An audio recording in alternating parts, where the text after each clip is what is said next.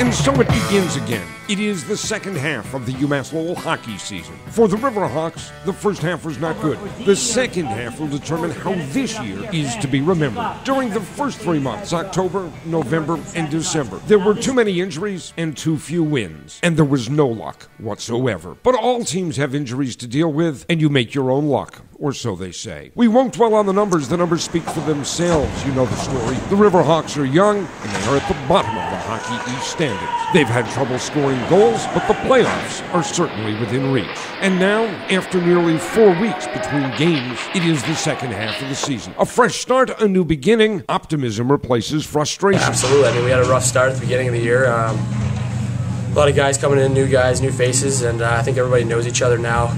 So it'll be a lot easier, and I don't know, we just got to work harder, get some wins. It's a whole new start. I mean, we struggled in the first half, but coming back after Christmas, I mean, guys were home over break, and it was a great chance to regroup and come back, and we're a whole new team now, and it's going to be a great second chance here. Yeah, you got to put it all behind you and move forward. I think if you keep thinking about the past, it'll haunt you again. So I think we're all just trying to forget about everything and move forward. Yeah, for us, absolutely. We have to put the first half out of our mind, and like I said in the 5-minute major, we have to, just the freshmen aren't freshmen anymore. We have to start playing with intensity and tenacity that we have every night in practice. We have to come out harder, just start hitting guys, but we have to forget about the first half and make the second half ours. It means a lot for us, actually. We didn't really get on the right foot first half, so next half's going to be a little bit better. I think with guys healthy, we're just waiting for Soup to get back. We could see it at times in the first half. We put together periods here and there, and we just absolutely dominate. And then just coming back and getting back together in that, getting things simple again, and getting back to where we started. People are going to see a lot of different things this second half from our team.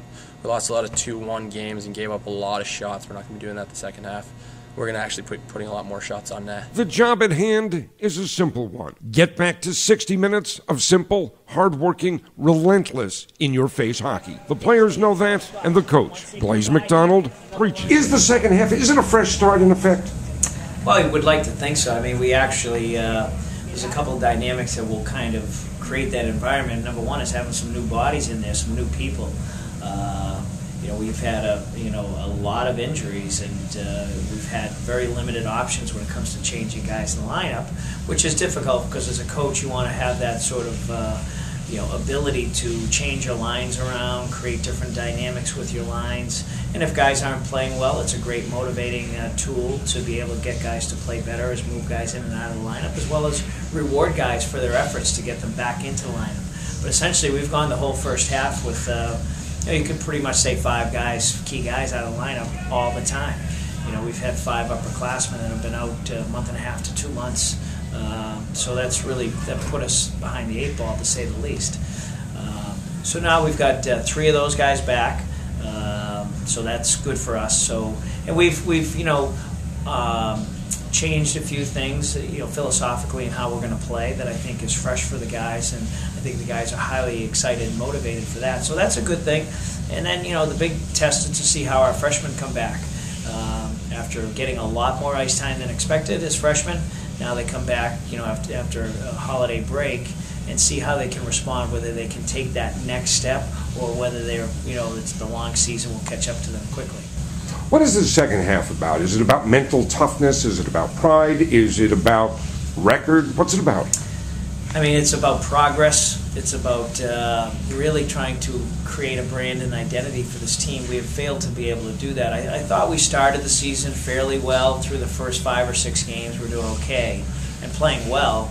Then all of a sudden, we had that rash of injuries, and then guys started struggling, lose their confidence, and things that we were doing well before. We had I think 3 games where we had over 40 shots on net. Then all of a sudden, the last 5 or 6 games, we couldn't get 20 shots on net. And it's pretty much the same team, but that's how tricky the mind can be sometimes, and your confidence.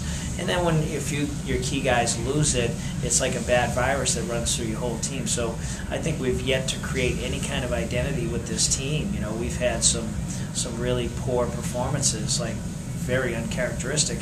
And we've got a good group of guys. They work hard, we practice well, but we just haven't been able to conjure up that good, healthy swagger and confidence that good teams have to have. They get you through those games like Merrimack, where you hang on and you win that game. like BU, where you win that game, where you play UNH, it's 2-1, you get all sorts of chances in the second half, but you don't get it done.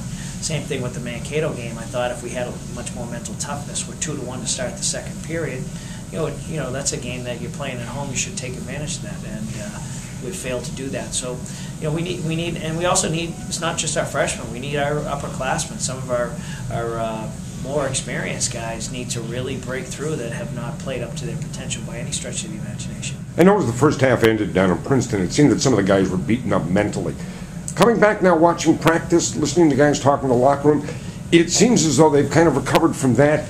There seems to be an optimism. One hopes, I suppose, that it's infectious and helps with confidence as well. But it seems as though this team's attitude is one that it is going to be resilient, and it's going to show that resilience. Yeah, they're a good group of young guys. They really are. But it's, reality, idealism and reality are two different things. We should be filled with optimism. We should be thinking of all the great things that, this is why they write stories, because good things can happen, can be magical things, whatever it may be. I think we've done a good job of trying to identify areas that we can definitely get better at, and that are very achievable, and are also something that are quantifiable, so you can kind of see, okay, geez, we've had success here. That's good, so we can celebrate that a little bit. But I'm really optimistic. You just want to hurry up and play. And of course, we start off with UNH, the second-rated team in the country, and that's going to be a real challenging test up there at UNH. And then we have Northeastern on the road. So, I think we'll find out a lot early on. All right. UNH on Friday, Northeastern on Saturday. Blaise MacDonald, thank you for your time, and let's go get them. Thank you, Bob.